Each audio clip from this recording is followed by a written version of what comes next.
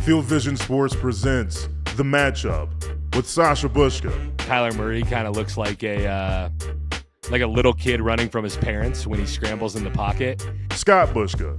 I had to tell my daughter that today wasn't really about her first day of school. It was really about me and the launch of our company. And Cody Alexander. Randomly, no. As somebody who's been around football my entire life, I literally can say that I've never smelled smelling salts, nor have I ever seen anybody actually have smelling salts. I'm sure that they were used at some point. Like, share, and subscribe.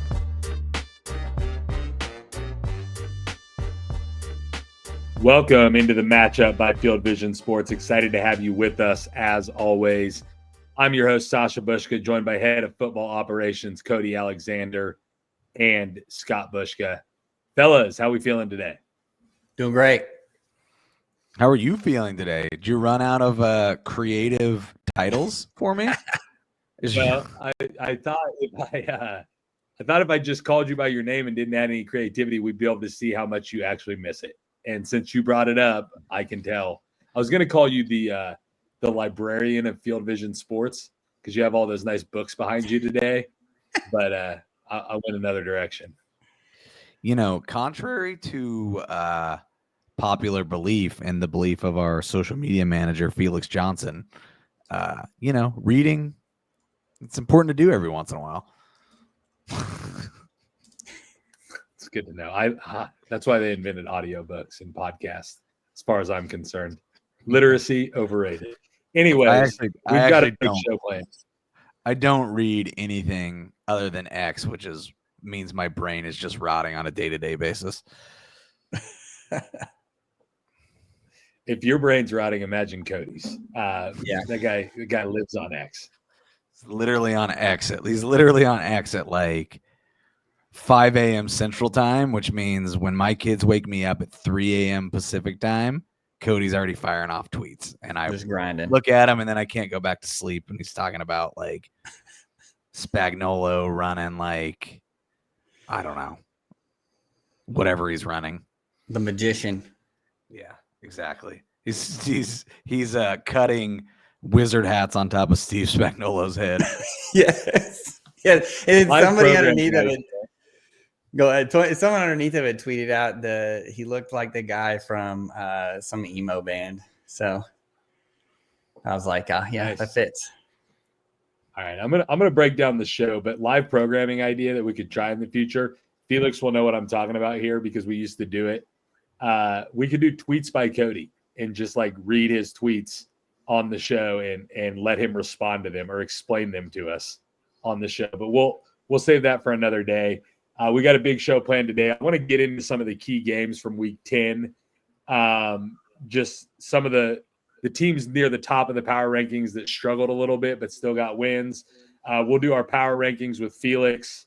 We'll get into key week 11 games and actually like break down 3 or 4 of the games that matter the most this upcoming weekend. And then we'll do our picks. 1 prop, 1 over under, 1 game pick as we've been doing. So I'm going to start with this.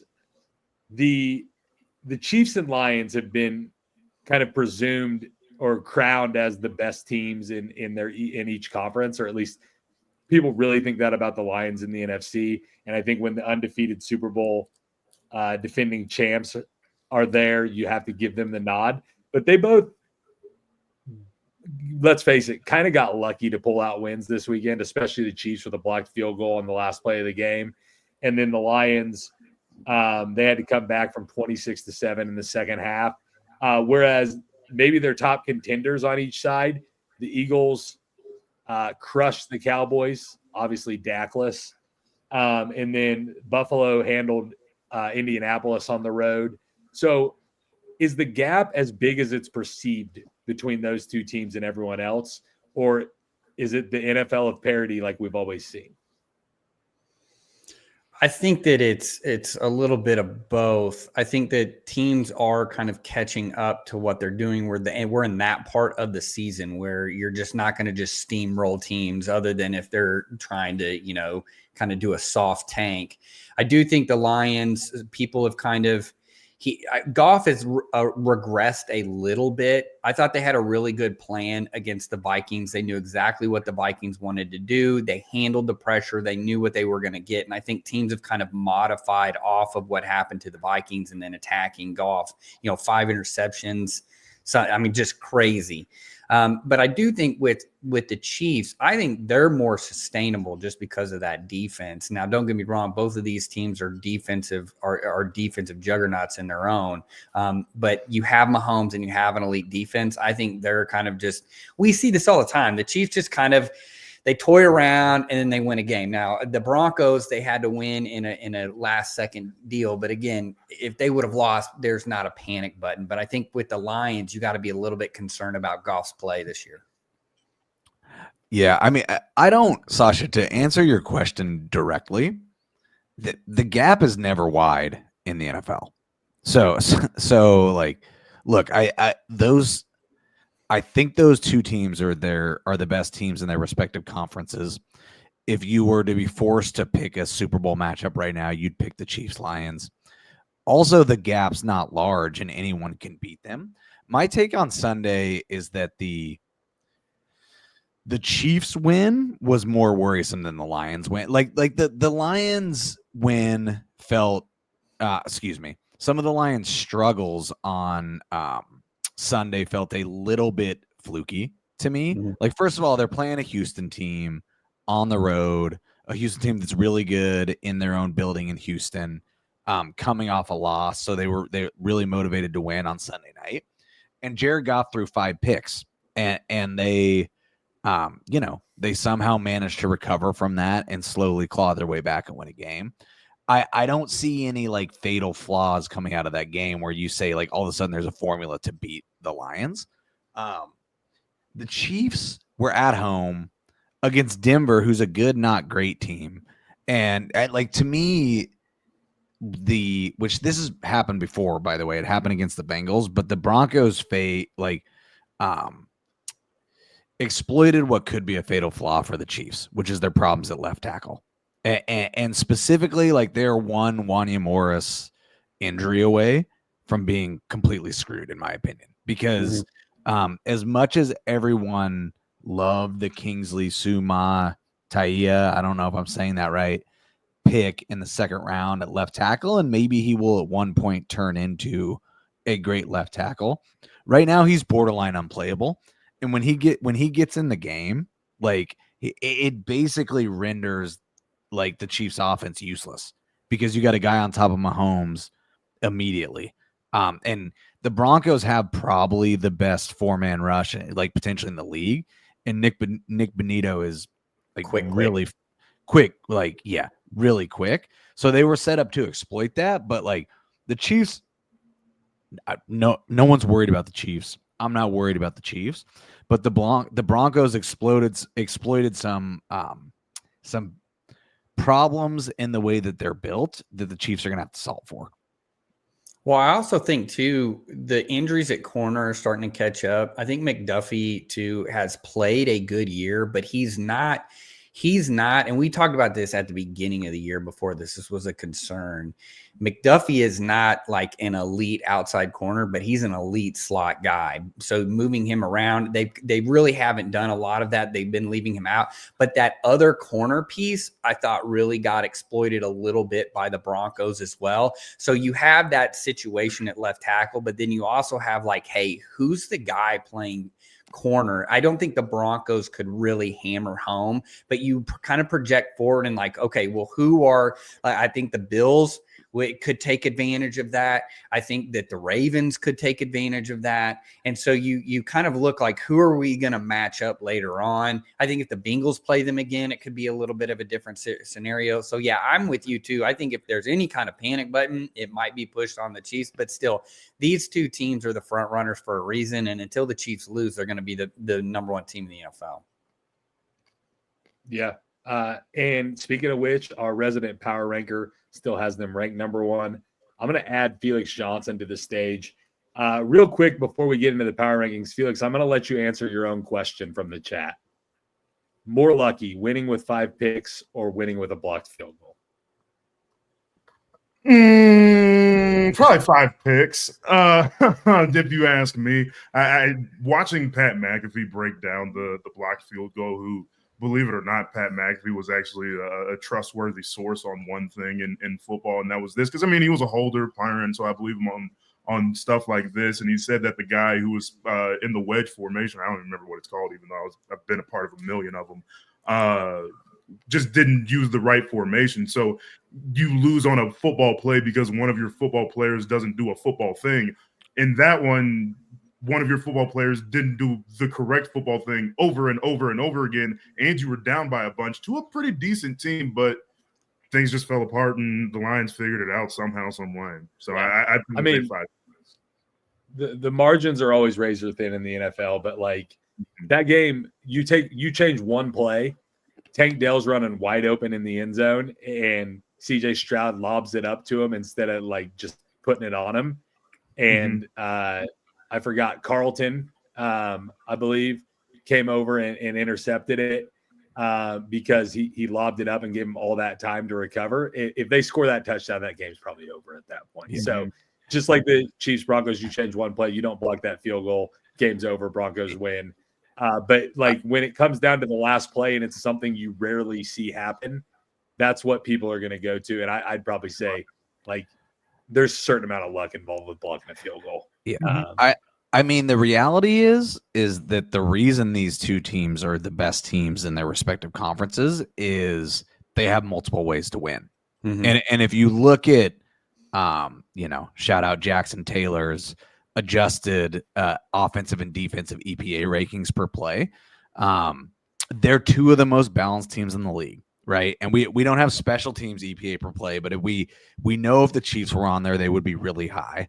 The Lions have the 3rd ranked offense and 3rd ranked defense in the league. And I think the Chiefs are top 6 or top 7 in both. And so the thing that's true about both of these teams is like, if the offense has a bad day, the defense can pick it up. If the defense has a bad day, the offense can pick it up. And they're not going to give you anything on special teams. And the reality is like that type of thing matters in the NFL because no matter who they're playing, where they're playing, when they're playing, they can morph to what's needed to win a game. Yeah, absolutely. And they're both have proven to be good at winning close games, especially the Chiefs to this point, but the Lions only have 1 loss as well. Let's dive into the power rankings. We brought Felix on for a reason. Each week he ranks the top 10 teams in the NFL based on the Felix Johnson Power Index is what he must be going off of. So I'll give them to you real quick. Out of the rankings, the Los Angeles Rams.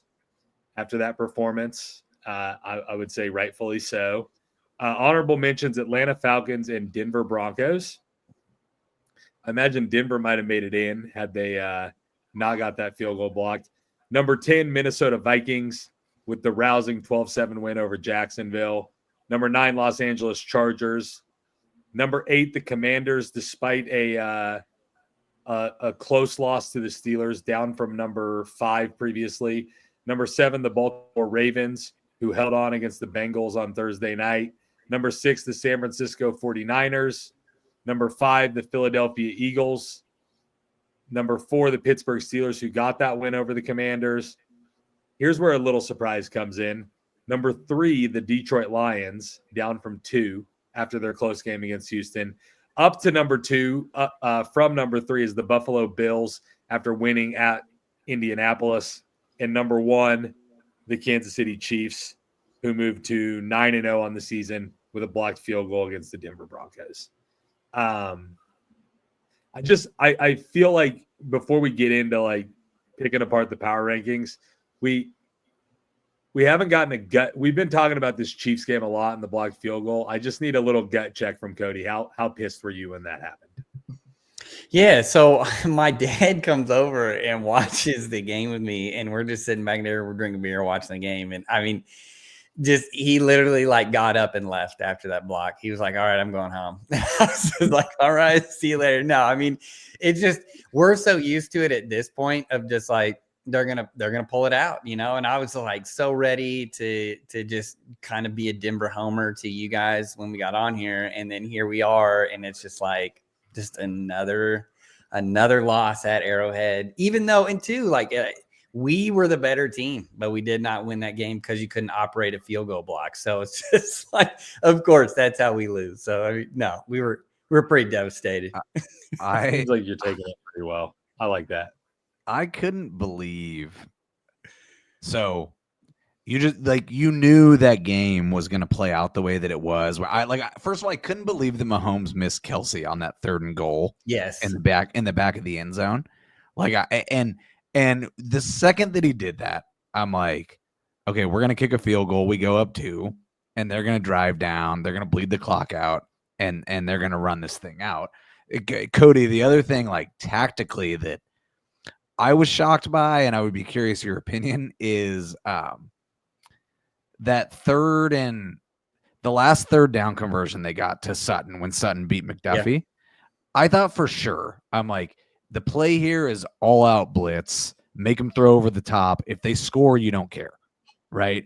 Or you're happy if they score because then they can, then at least you get the ball back and go back to score. I thought for sure Spags would blitz the entire secondary, and he didn't. He didn't blitz anyone, and of course it doesn't work out. But anyways, everything, I'm like, wow, we literally just gave this game away because Mahomes, couldn't hit Kelsey in the wide open in the back of the end zone. And then that blocked field goal happened. I was actually watching the game with my 6-year-old nephew, who's a big Broncos fan because Bo Nix went to Oregon. That's right. Right. We live out in Portland, and he had his Bo Nix jersey. We watched the whole game. I was talking trash to him the whole game. And then that blocked field goal happened, and he was in tears. And I felt really bad about it, but I was also thrilled because we know Scott places bets on Sunday, and I had Chiefs in a couple parlays. I will say this: Bo Nix looks really good, and I think that's kind of the thing. I tried to tell people at the beginning of the year, if you look at his heat map of where he's throwing the ball, and you go and you look at Drew Brees' last year and where he was throwing the ball. He is the perfect fit for what Peyton is. Now, I'm not saying he's Drew Brees, but what I'm saying is he's an accurate thrower. The only advantage, I'd say he's pretty much like a poor man's Drew Brees, but he can also run, and that added value really helps him out. But he's not an escape the pocket guy like Caleb Williams has kind of become, of where he just put the circus music. He's trying to run around, but these defenders are just as fast as him. I never hit the panic button on him. I knew it was going to end up. There's a reason why Sean Payton went and got him. So I'm excited for the future, just for the Broncos. We're early, 5-5 to me right now. I'm completely fine with it. They can beat out. Surely they can beat out the Bengals for that 7 spot. Oh, yeah. I think this is a playoff team for sure. I will be interested to see when they start, when they play the Chargers, what that looks like. But the West has kind of come back into being really good. But you have the Chargers, Chiefs, and the Broncos with some of the top defensive play in the league. I mean, that's pretty fun to watch for me, as an AFC West lifer. Yeah, it'll be interesting because if you get 2 other AFC West teams in the playoffs, and the Chiefs end up as a high seed, you don't really want to play divisional opponents in the playoffs because the familiarity, those games are always close. So that'll be interesting for sure. Let's dive into these power rankings. Cody, what are your major qualms with what Felix has got here? I'm pretty good with everything. I do think the Steelers are a little high. I do understand that what we're seeing from Wilson and kind of the fit that Mike Williams and I'm blanking on the other Pickens play, they're playing perfectly into what Wilson is. They have a really good defense. My only issue with them is that they are pretty much a one-trick pony on either side of the field. They're going to run the ball and they're going to throw vertically outside on offense. That they're not going to blitz. They're going to run cover 3 and have a 5-man front and hope that front hits on defense. And to me, having them at 4 is probably a little bit too high. I think that they scream, what was it? The 2022 Minnesota Vikings, was that the year that they kind of won all these really close games, had a really had a really good year, and then they go and lose to the Giants in the first round. Like, to me, this is what the Steelers have. They're going to win a bunch of games, and then they're going to get to the playoffs, and they're going to get caught because the game is a little bit different. I also think, just to go to the NFC, I think San Francisco is probably, again, a little too high. We'll probably have some anchor bias here. But everything else I like. I don't think the Rams probably should be up top. They don't even lead the division. I'm very interested that there is no Arizona Cardinals who are leading the NFC West as an honorable mention. But I pretty much everything else aligns. Yeah, real quick to be.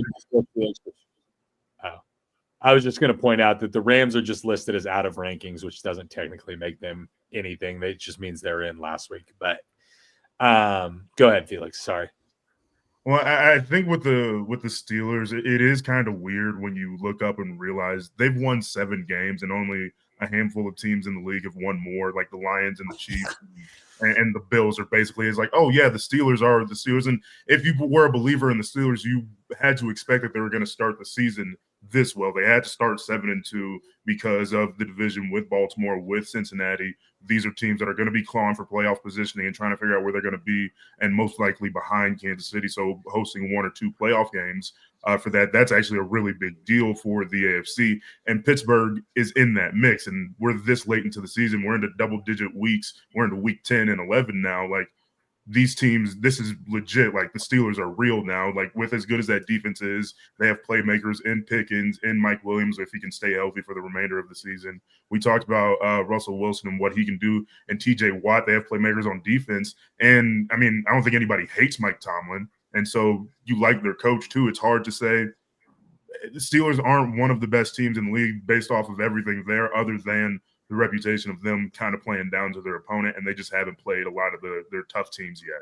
Well, and I'd say this too. They have beaten we just talked about the West having 3 teams in the playoffs. I mean, they've beaten the Broncos, they've beaten the Chargers. They're 4-1 in the AFC. The only caveat or asterisk to their season is they have yet to play. Just as one of those weird divisional matchups the NFL does. Like, some teams are basically almost done playing their divisional matchups. Steelers haven't played one in division matchup. So I think it'd be interesting to see if they would have at least played the other 3 teams in their division. What would their win-loss record be right now? So that's kind of the only asterisk that I have. They just have a weird anomaly of a schedule. And like you said, they have won the games on the schedule, which that is what you're tasked at doing. Mm-hmm. Yeah. We'll find out about the Steelers this week. Yes. I think they have like 3 games in 10 days over the leading into Thanksgiving, and it's the Ravens. That Christmas week is going to be weird because there's like 3 games on Christmas Day, and that's a Wednesday, and there's going to be short weeks all over. It's weird. So, and I think the Steelers are involved. I think they play the Chiefs on Christmas, if I'm not mistaken. They're I mean, it's going to be really interesting to see what happens with the Chiefs and the Bills this weekend, because if the Chiefs beat the Bills, they are likely to have the number 1 seed locked up before that Steelers game on Christmas. And that Steelers game on Christmas is also 4 days after they play the Texans. And so I think this would really piss the NFL and Goodell off. But there's a scenario where the Chiefs are just like, we're not playing anyone on this Christmas First game on Netflix.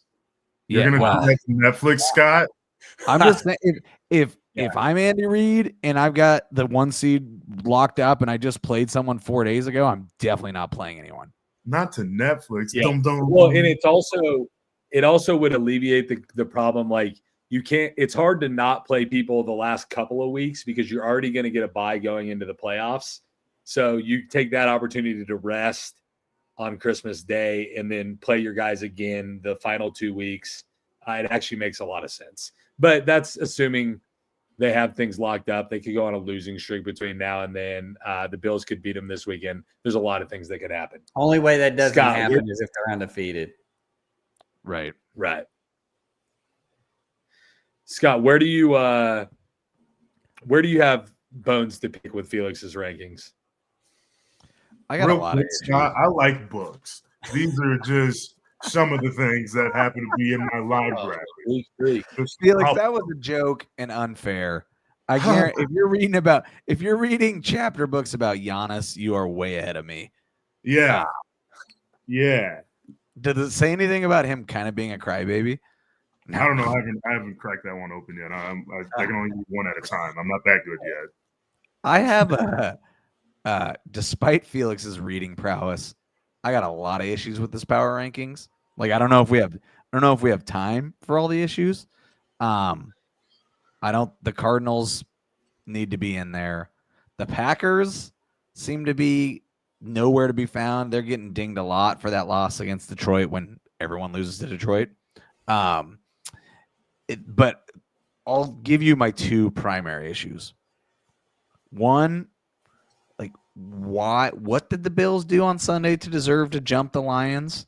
If you're going to jump them, why don't you jump the Lions and the Chiefs?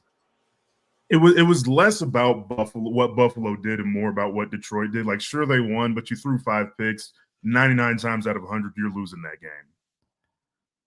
Yeah, but I view the throwing 5 picks and winning as a positive. No, it's a great thing that it happened. And again, it's not like I dropped them dropped them even to the bottom half of the power rankings. I dropped them one spot because it's like, don't do that again. And it's more of like, you shouldn't do that. And like the fact that it happened means that it's something that some team found out about you that they can pull out later that makes you lose in the playoffs or something like that. You think Dan Campbell and Jared Goff got that message? Yeah. I was going to say, why don't you say that to Dan Campbell's face? It was emailed directly to them. I said Dan at DetroitLions.com. I tapped it like that. It was all right. I don't agree, but we'll agree to disagree. Second issue, maybe bigger issue, is I don't see the Ravens dropped like 3 or 4 spots. I don't see any world where they should be below the 49ers is my biggest issue. Like I get, and I wrote about this, I get that the Ravens have issues in their secondary, like major issues in their secondary. But I don't have them below the 49ers. So please explain. You're probably right. I think I'm giving the 49ers a little bit of credit for getting McCaffrey back. I know that this weekend was weird with them and the Bucks and Debo punching the long snapper and whatever happened there. But I think, again, I have too much respect for what the 49ers have done and probably will do this year. Like, even in their worst season in the last 5 years, they went 9-8 and they were still an NFC Championship team, and where they were a drop pick away from the Super Bowl. And I know that that's 4 and 5 years ago, and this is still mostly the same team that was just in the Super Bowl and in overtime of that Super Bowl. And a little bit of the Super Bowl hangover, but I don't think that their division is good enough to say oh, they're done, they're out of it. Like the Cardinals, we like them, and I probably should have added them to the honorable mentions and all that good stuff. But I don't think that they're enough to say oh yeah, the season's over at week 10 for the 49ers. And I still think that they're a good enough team to be recognized as one of the top 10-ish teams. And maybe the placement is a little bit high, but that might be a little bit of a mistake. Hey, for the Felix and Cody, ex non-kicker college football players, how many, if you miss 3 field goals, are you allowed to go punk the kicker and be pissed at him? Or no, what's the rule here? Look, man, everybody's got a job on the team. I think everybody understands too how hard that job is. The whole deal with Debo putting his finger in the kicker's face. Look, man, I get it a little bit because you never see the kickers during practice. My dad used to always say nobody cares about the kicker until you need a kicker. But they are a crucial part of that team. You were hitting it on earlier about kind of nobody really talks about special teams, but it is a third part of the game where there's a lot of hidden yards that can come about that. And look, the 49ers have had just terrible luck with their kicking this year. Moody ended up getting hurt. Then the guy that they brought ended up getting hurt literally on like the first kick that he kicked. And so then now they're on like their third kicker. And so, to me, I just think it's unfair, especially for a guy who probably has only been there for a couple of weeks and you get mad. But I do think that there is an element that some players do forget, because it's kind of that out of sight, out of mind. You don't see them very often. But no, it's a team. Football is the ultimate team sport. Everybody counts. Yeah, for whatever it's worth, the San Francisco Niners, according to FTN, rank 31st out of 32 teams in special teams DVOA. And the reality is like that actually is like they probably lost the Super Bowl because they were the same last year. Right. Like that, like they legitimately lost the Super Bowl because the Chiefs were better than them on special teams. So I mean, I don't punt return. Right. I don't think that is. I think that special teams is not luck. It's something that the teams 100%. are like consistently good or consistently bad at. And the Niners seem to consistently forget about that third part of the team. Well, I'll just say this tends to be an offensive coach's blind spot. Defensive coaches typically don't have a blind spot for special teams because who's mostly playing on special teams is defensive players. And so it's, and two, defensive coaches tend to be a little bit more conservative, which means you're probably going to be more dot the I's, cross the T's when it comes to, tackling, right? Which is typically what you get on special teams.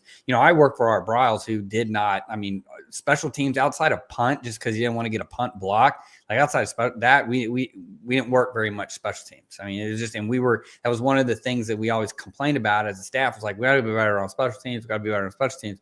But then you go and you look, and it's like, who has rough special teams? And it tends to be these kind of offensive guru types that they just want to call plays. They don't really care. Special teams is just kind of like, just get the ball back, right? Just fair catch it. Give me the ball back, kick return, just kneel it down. We're going to go, the 70 yards to score touchdown. It tends to be a little bit overlooked aspect of the game.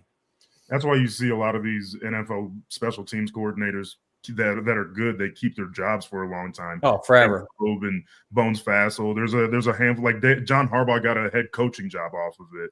And so there's a handful of guys that just keep their jobs for a decade at a time when everybody else seems to get fired every 2 years. Well, and that's an undervalued part of that position, is that's the only position on the staff that touches every player, is the special teams coach. Field goal all the way through kickoff, you are playing with everybody on that team. You are having some sort of a communication with. The way the rosters are built in the NFL now, you've got even starters on offense that are playing special teams. So that's why a lot of those guys succeed as head coaches, because they know player management and they're already around everybody. And that's a good call out, Felix, by just kind of it's kind of like an elementary gym teacher. You literally die in that job. If you're good at that job, you will never leave that job. And that's the special teams coach. Now that I think about it, all my elementary school gym teachers have the same job that they did when I was a kid. So you never leave in elementary school. You just roll the ball out, get the parachute out, let them run around the gym. It's a great job. Shout out. I don't know if elementary school gym teachers are going to be like fired up listening to that section, or kind of thinking, Cody might be underestimating how hard our job is. So I don't. Oh no, it's a hard job. If you've ever dealt with kindergarten, if you've ever seen a kindergarten gym class, it's like herding cats. But that is a job that you just don't ever see people leave, right? Because it's an enjoyable job, and it can be a fun job. Sasha really wants us to move on here. No, I think it's great. I just want to point out that if we don't move on soon, Mr. May and I are going to knock you all into next Tuesday. Classic elementary school gym teacher line. But yeah, let's take a quick break. I think it's time for it based on the devolvement of the conversation. Appreciate Felix putting out the power rankings as always. On the other side, we're going to get into week 11 games. 4 pretty good ones to look at coming into next week. We'll give you our picks. You're listening to The Matchup by Field Vision Sports. Stay with us. Cody, you'll remember this name. Also on Scott's middle school basketball team, coached by Coach, was Cameron Wembley. Yeah, Cameron. You remember him? That's right. Yeah. Cameron Wembley. I was dropping assists to He him was like all the game. 13th pick in the draft. Cameron Wembley used to come over to the Bushka house. Him and his brother used to come over, and we'd school him in basketball all the time. That's then staying in, by the way, Scott. And then he got big. Obviously, Scott and I are better at basketball than Cameron. Yeah. He chose to play football. That's why. That's funny. Welcome back into the matchup by Field Vision Sports. Cut the riffraff out. Got rid of Felix off the stage. It is now back to the Coach A, Scott, and I. Excited to start looking into Week 11. The way I see it, the kind of the first game that you need to worry about is going to happen tomorrow night. Washington versus Philadelphia. Pretty great Thursday night football game. And then the way I'd look at it is Baltimore-Pittsburgh is a huge one in the AFC North. To a lesser degree, but I didn't want to pick and choose around all the games. Seattle and SF. And then KC Buffalo, a huge one on the AFC side. So let's start with the Thursday night game. Keys for Washington, Cody, to kind of to make this the nail biter that everyone wants it to be. They're going to have to establish a run game. Right? That's kind of been the tale for whatever reason. The Eagles have not been just an elite defensive, rushing team. I think the secondary is young and they're really good. They're going to be strength on strength in there. And so when you're going strength against strength, you're going to have to find a way to kind of keep the rookie quarterback from that, basically, throwing into coverage all the time. So you got to establish a run. That's going to be number one priority. And then defensively for the Commanders, it's going to be keeping a cap on the two outside receivers, because that is the one area that the Commanders really, and that's why they went and got Marshawn Lattimore, who I'm not sure, he's questionable if he plays, how healthy is he? He'll probably go with Brown, but if they can handle Brown, then they can keep this game close. Scott, 5 weeks ago or so, everybody wanted like Nick Sirianni out the door. Yeah. Get rid of him. The Eagles are headed in the wrong direction.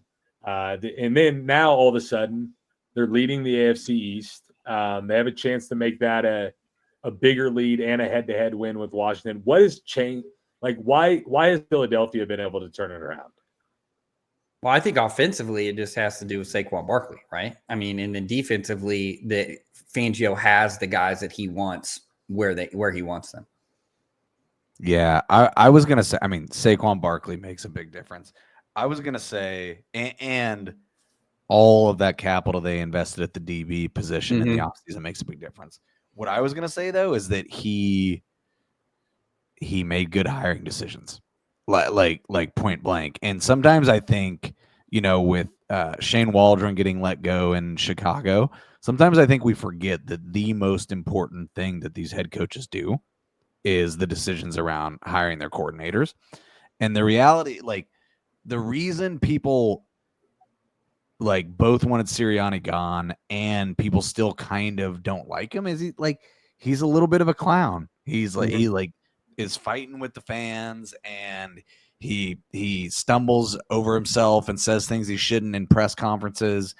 The way that I take that is you don't he's a culture guy. You don't want him making all of the tactical decisions in a game. And quite frankly, he hasn't been that good at it, but he went out and found two really good coordinators.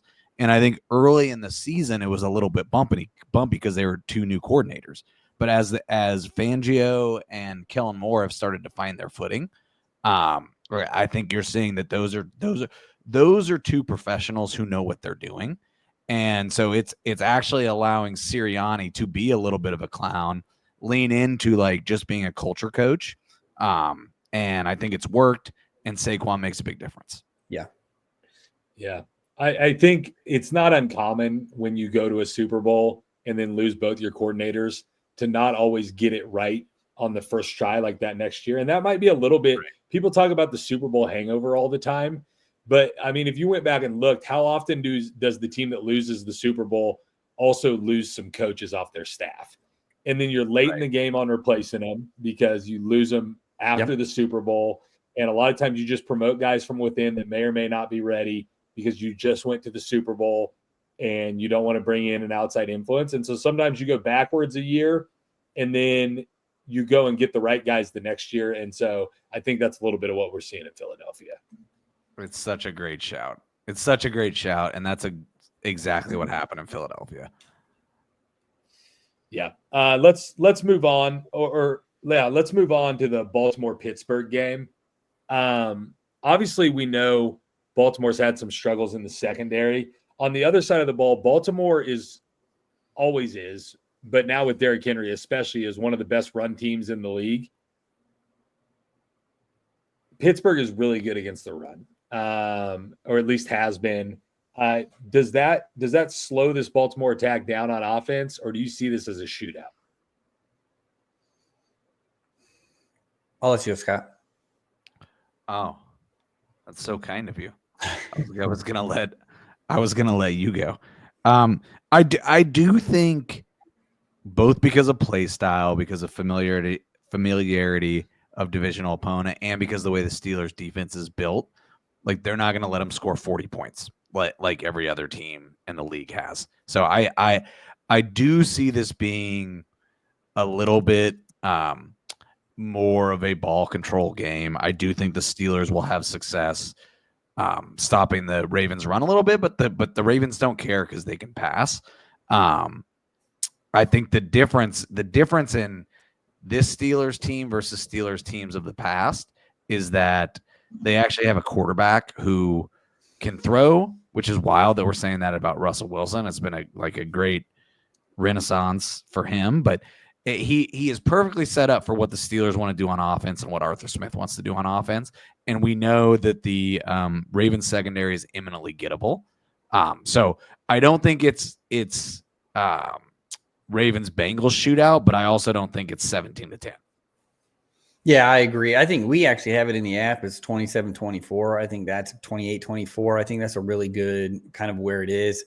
Even maybe a 28-21, 27-21. Steelers are gonna get they're gonna get some big plays. The biggest surprise to me has been the fall off of Stevens at the corner spot for the Ravens, and then also Williams, Marcus Williams has been a really high quality safety for a long time, kind of struggling a little bit. The other thing too is like when you really look at that Ravens defense, is the ability of Kyle Hamilton to actually play in the nickel has been limited. They do put him down there, but it's almost like, we're putting you down here. Please don't take advantage of it in the back end. And that's what we're seeing with teams like the Bengals being able to take advantage of that. I don't necessarily think the Steelers are going to be able to wholesale take advantage of it like the Bengals were able to do. But I do think that they are going to be able to have some perimeter passing that's going to give the Ravens a lot of problems. On the other side, I think that the Ravens are built to be able to switch over to passing if they need to, kind of make it more of a Derrick Henry vertical run game. And then Lamar's going to try and throw it down the field instead of like, hey, we're going to run Lamar and we're going to run Derrick Henry. And then we're going to take these big shots into these voided zones because everybody's stacking the box. Steelers play a stacked box the entire time. They play cover 3, 4, basically a 4-3, 4-2-5, cover 3 on almost every single snap. So I do think it is close. This will be the test, though. We're going to find out a lot about it. We said it in the earlier segment. We're going to find a lot about what the Steelers really are starting this week. Yeah, I have a question for you, Cody, that's sort of quarterback play related, but it has become so clear that Russell Wilson can be effective if put in the right system. And basically what the Steelers have done is replicated the system he was in Seattle and put that around him. Why do you think the Broncos couldn't find a way for Russell Wilson to be effective? Did they just not want to run things the way it works around Russell Wilson? And was that an oversight on their part when they went and signed him? Well, he had two offensive coordinators that were going to run offenses that were basically anti-Russell Wilson offenses. So Nathaniel Hackett they set everything up for Aaron Rodgers. Aaron Rodgers doesn't come. Instead, we get Russell Wilson, who is a vertical passing outside passer, right? And so what ends up happening is that when you look at like the heat maps of Aaron Rodgers and what they want and what he wants, it's not a lot of just bombs, right? We're not throwing deep down the field, vertical passing. That's just not what we want. Even though they had Cortland Sutton. Cortland Sutton is a possession receiver or a kind of a go ball, like a jump ball getter on the outside perimeter. He's more of like Sean Payton, Michael Thomas, right? Like just, I'm going to box people out. I'm going to run slants. I'm going to run curls. I'm playing basketball. And so Russell Wilson really struggled with that because one, he doesn't really want to throw over the middle of the field. He wants everything out on the perimeter. And so then you have, Sean Payton comes in and you have that kind of Russell Wilson allure. Like, what's he trying to do? He's goofy. I think he got a little bit in his head with the money and then just kind of doing everything. He kind of wanted it too much. I don't know, just the kind of the cheesy stuff that we all heard from the locker room in Seattle. And again, he goes to Sean Payton, who wants to throw short, take a bomb. Short, take a bomb. Well, those short passes, he's holding because he doesn't see it. He doesn't want to throw it. Now what he's got in Pittsburgh is it's play action run based bomb, right? Outside perimeter throws, deep and over at top. It's a lot easier for him to do it because it fits what he wants to do. So I think that to me is the key. And we go back to, again, the coordinator quarterback pairing has to be perfect. I think we saw this, Scott, I think you mentioned Shane Waldron earlier about going back to like Russell Wilson and kind of those Seattle days of like, Caleb Williams. Well, go back to Jackson Smith and Jigba. It's kind of been going viral now of like, oh, he was saying the quiet part out loud. Like there are definite things that like they didn't even like. And then yet that's the guy you hear. I think too many times you hire your cronies or your best friend's best friend instead of actually like, hey, maybe we need to interview some of these players. I want to bring him in. I want to talk to him. So that to me, Sasha, in a roundabout way, that's why Russell Wilson struggled in Denver, but now is succeeding in Pittsburgh. Yeah. You love to see a coaching staff put someone in a position to succeed, which is exactly what Tomlin's done. For whatever it's worth, our app has the Ravens winning the game, but the Steelers just barely covering the 3.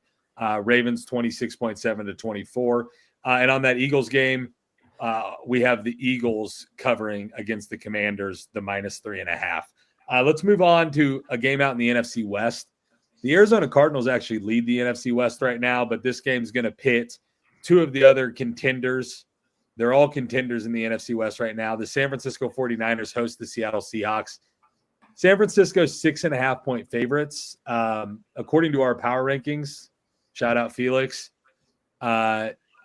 they should easily be able to beat Seattle at home. Do you see San Francisco using this as kind of like a get-right game to get things moving in the right direction? Or are they just going to kind of be in these close games all season long and hope they win more than they lose? No, I think this is a total get-right game. I think it's a get-right game for the defense. I think it's a get-right game for the offense as well. I think there's some advantage. I don't think the Seahawks are there yet. I swear, every year, if I want to find a clinic pass rush clip, all I got to do is watch the Seahawks and watch their tackles struggle against any kind of good defensive line.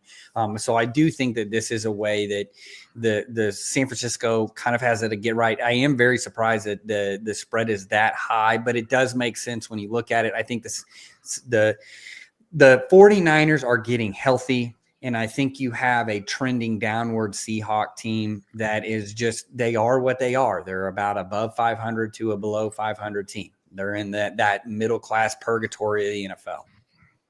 Yeah. Seattle has consistently shown the ability not to compete with good teams. And as much like for everything we want to say about San Francisco, they're a good team. San Francisco's already beat them in Seattle. So that's not to say they might not cover the 6.5 because Gino's going to keep throwing till his arm falls off and they might get they'll be down 10 and they'll get a late touchdown to make it 3 or something. But San Francisco's going to win that game. Just a reminder, Seattle started the season 3-0. They're now 4-5.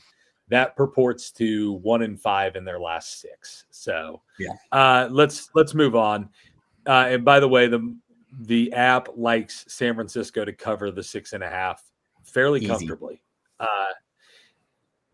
Last game that I want to talk about on the weekend, it's a late window Sunday game. You've got the Kansas City Chiefs traveling to Buffalo to take on the Bills. The Bills are 2-point favorites right now. Chiefs as dogs. That's when you lay the money on them. Do you agree with that this week, Scott? If there's a game the Chiefs are going to lose, it should be this game. Mm-hmm.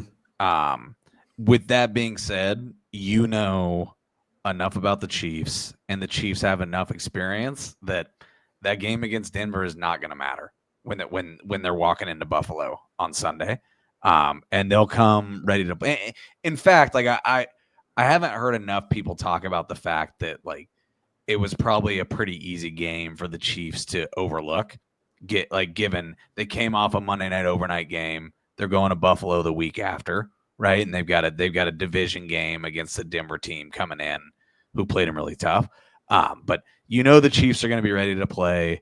I think it's now Mahomes is 12-1 as an underdog against the spread in his career, and maybe 10-3 outright, or 11-3 outright after that game against the Niners earlier in the season. So if I was a betting man, and I would take the Chiefs on the road, but also I don't think they're going undefeated. And if there was a game that they were going to lose, it's going to be this game. So I'm curious to see if Amari Cooper is going to play.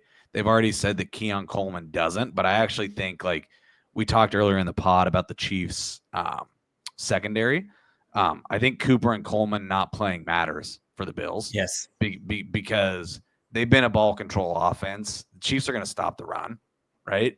And Buffalo's going to have to make them pay in the passing game. I think it's going to be really difficult if they don't have either of those guys.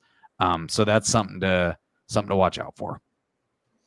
I think the biggest thing this year nobody's talking about is the Bills went off of 2 veteran safeties last year, and fast forward into this year, they made a move for Roswell Douglas last year, towards the end of last year. And what we're looking at is we have both of the safeties.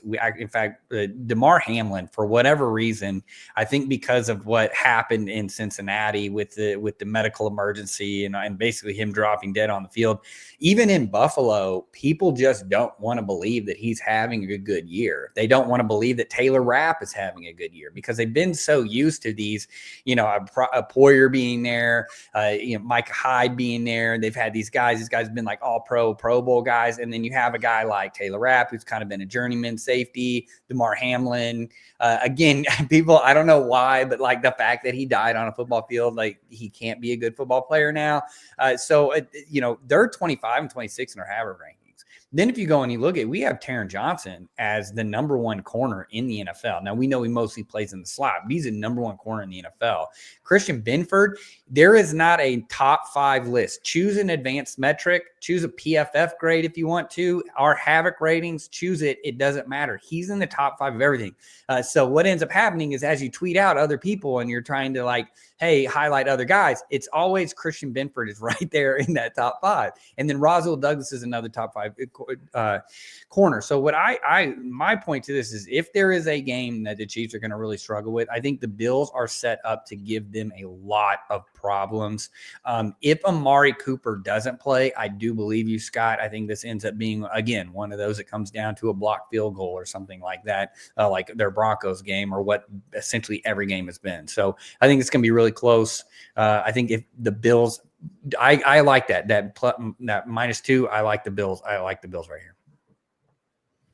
Yeah, I agree with what you guys are saying, which is like, if and when the Chiefs lose, this should be the game. There's a reason the Bills are favored.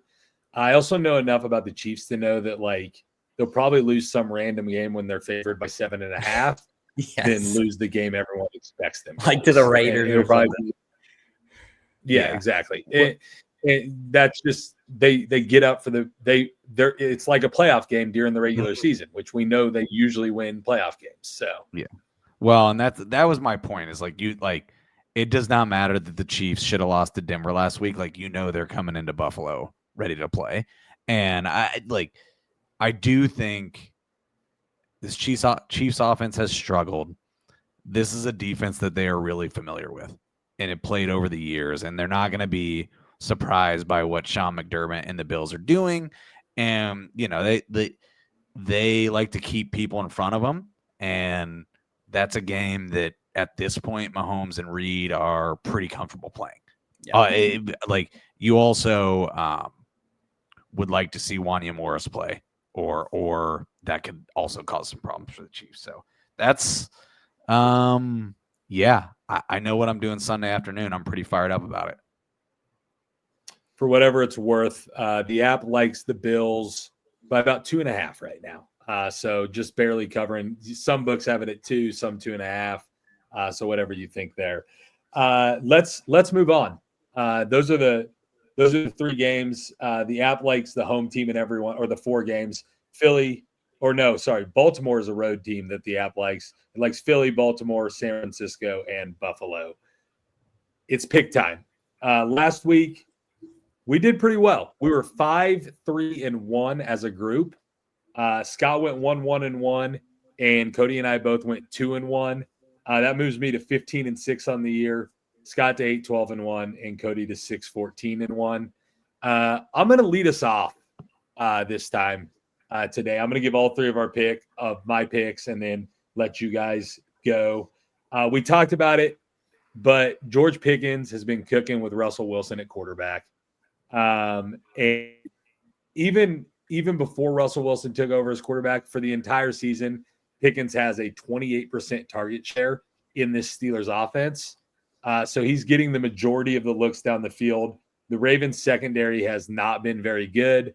They've given up 9 touchdown passes this year to Joe Burrow alone. And 5 of them went to Jamar Chase. So I like Pickens over the top in this one, and I'll go Pickens over 65.5 against the Ravens. My second pick is in the. I just realized that all 3 of my picks are on the same game, but whatever. I like Pittsburgh +3. The way the Ravens have been giving up points, I think this is a close game. I think it's a shootout, which I'll get to in a second. Pittsburgh at home getting points. The Ravens might win, but it's going to be close one way or the other. So I'll take the points in the 3. If they lose by 3, I push. And I think it's a field goal game one way or the other.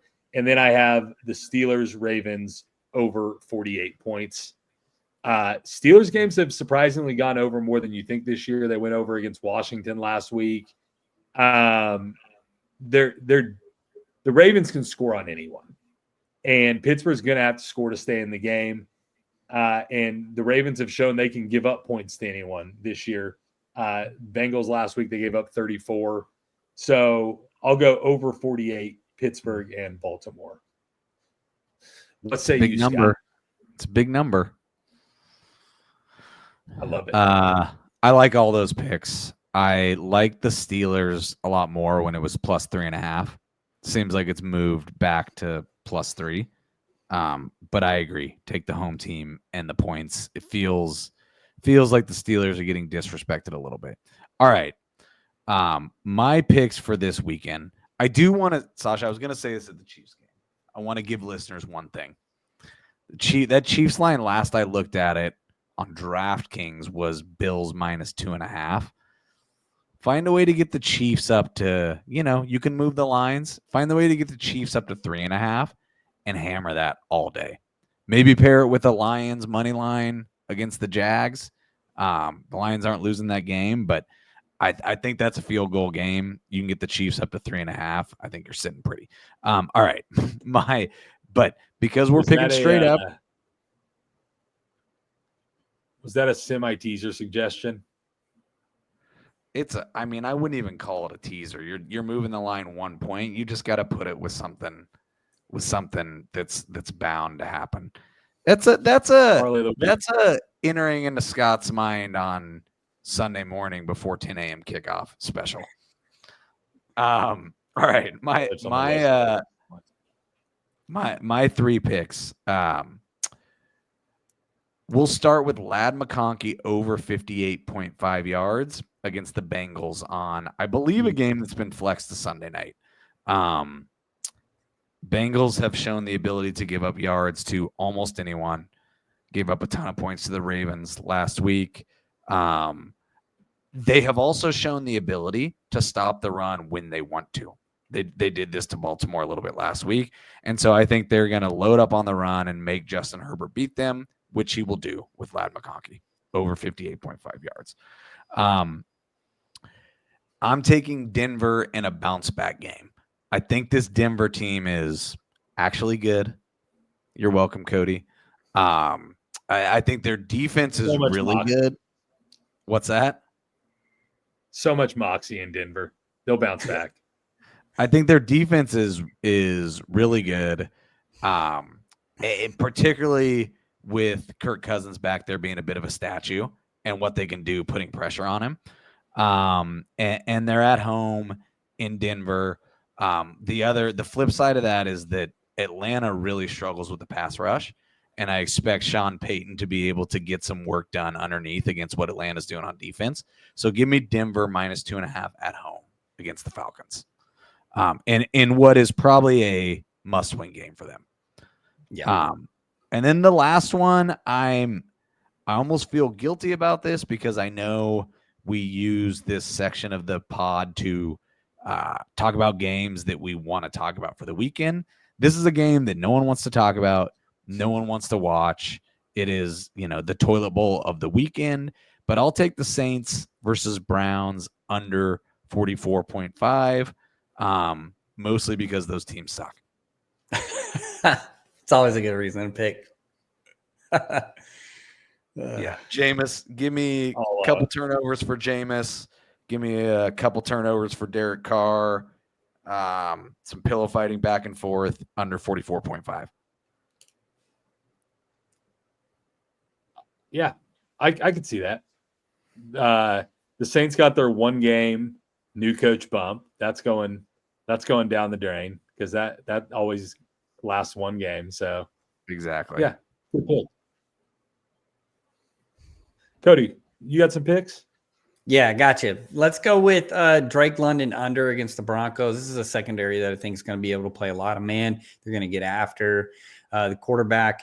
Again, you kind of highlighted, Scott, that Cousins isn't going to be able to be moving. You have Denver, who is probably the best at pressuring a quarterback in the NFL, at least one of the top 5, top 3.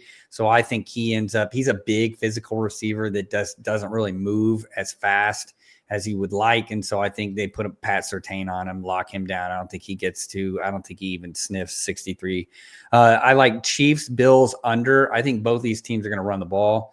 I think the way the Bills are built in the secondary, the passing is not going to be there. They're going to have to run the ball. I think the Bills, Scott, you hit on it too. They're going to want to control the game. So I think this is under 46. And then my last one, I have the Bears covering 6.5 versus Green Bay. I have no idea why that is as high as it is. I do understand the sky is falling in Chicago, but I have a feeling that this is an interdivisional game.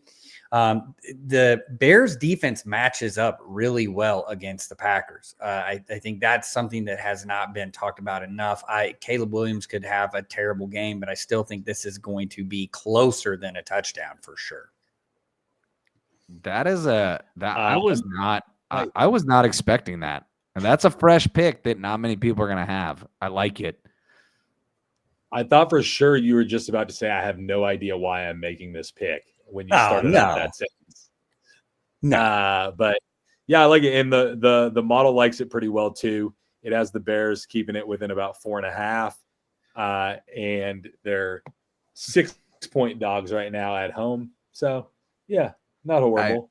A lot of noise around Caleb Williams right now. He might play a good game just to kind of tone that down. I mean, the other outcome here is that Green Bay is coming off a bye and they beat them like 44-6. Yeah.